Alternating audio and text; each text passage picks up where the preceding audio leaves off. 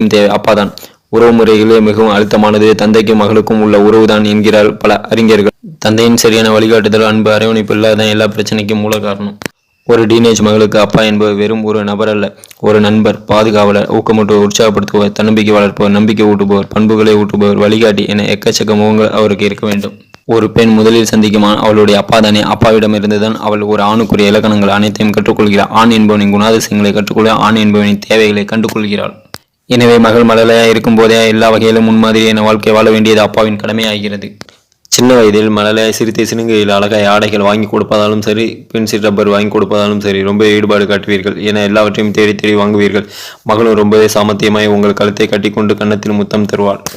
திடீரென ஒரு நாள் பார்த்தால் வளர்ந்து நிற்பாய். என் டாடி சூப்பர் என்று சொல்லிக் கொண்டிருந்தவள் டாடிக்கு ஒன்றும் தெரியாது என்று பல்ட்டி அடிப்பாள். எல்லாவற்றுக்கும் காரணம் அவளுடைய உடல் மன மாற்றங்கள் தான்.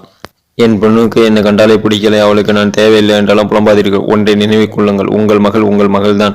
உங்கள் மீதான அன்பும் பாசமும் கரியணையும் எப்போதுமே அவளிடம் நிரம்பி இருக்கும். ஆனால் அவளுடைய வெளிப்படுத்தும் விதத்தில் தான்